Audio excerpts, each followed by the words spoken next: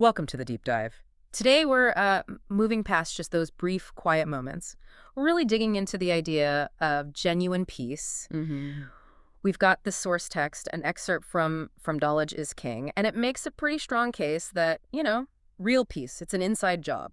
Right. So our mission today is basically to unpack that. How do we actually cultivate this inner calm, this stability, and why does it even matter? Why is it such a big deal? Yeah, and what jumps out right away is how clear the text is. It basically says true peace it's not about having everything perfect outside.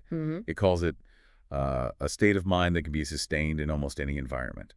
So not dependent on external stuff. Right, not the circumstances. Like, forget that image of the perfect quiet beach, I guess. Exactly. It says it's an internal state of being. It's not about escaping the noise. Yeah. It's more about, well, not being rattled by the noise. Okay. So the source says this peace comes from inner contentment and understanding, not from getting likes or, validation from others.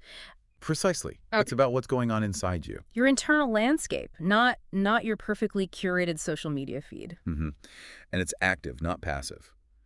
The text is really clear on this. It says it is a conscious choice. A choice. Yeah, a conscious choice to remain calm and at peace, regardless of the chaos or turmoil around us. Okay, so you're consciously deciding how to react instead of just, getting swept up in whatever drama is happening. That's the idea, choosing your response. That feels way more robust, doesn't it? Because that external piece, it's so flimsy sometimes. Yes. Like one loud noise, one annoying email, and poof, it's gone. Right. But this internal kind, the text actually calls it sustainable. Sustainable. Yeah, Okay. because it is not easily shaken by external forces. Yeah. It doesn't need things outside to stay constant because, well, they never do, right? Yeah. Tell me about it. Things are always changing. Exactly. So this inner peace doesn't rely on that temporary and ever-changing nature of external situations. And what's really interesting is how this plays out when things do get tough. The text suggests it's more than just not being shaken. It says, genuine peace can even act as a source of stability and resilience in challenging environments. So it's like a foundation. Yeah. As it is not easily disturbed by negative energies or conflicts, like having this, internal anchor or compass. That's a good way to put it. An internal compass, always pointing true north, no matter how stormy it gets outside. So where does that come from then? How do we build this compass? Well, the source points towards a deep understanding and acceptance of oneself and the world around us. So it's not about wearing rose-tinted glasses or pretending things are okay when they're not. Right. It's about really looking at things, both inside yourself and, the world, which can be pretty messy. Exactly. Grappling with reality, warts and all. Yeah. Acceptance, basically. Okay. So if we zoom out, what's the bigger impact here? Well, the text wraps up by saying, ultimately, genuine peace is a powerful and sustainable state of mind.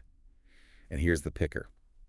That can bring harmony and balance to any environment, regardless of its external conditions. Wow. So it's not just about you feeling better. It could actually ripple outwards, influence the space around you. That seems to be the implication. Yeah. It starts inside, but it doesn't necessarily end there. So wrapping this up, the main takeaway seems to be that real lasting peace isn't something you find out there when things finally calm down. Right. It's not a destination. It's more like something you build, isn't it? Like a muscle. Through self-awareness, through that acceptance we talked about, and making that active choice. Choosing calm within the storm, yeah. Cultivating that inner contentment. Making it your default, almost. Your strength. Okay, so it's really an inside job. Definitely. Which leads to a thought for you listening right now. Maybe just consider what's one small thing, just one tiny step you could take today to maybe encourage a little more of that internal quiet. Regardless of whatever's swirling around you, what does that idea of inner contentment or maybe just self-acceptance, what does that actually feel like for you? And how might focusing on that, even for a moment, shift things today, even with all the usual bumps in the road?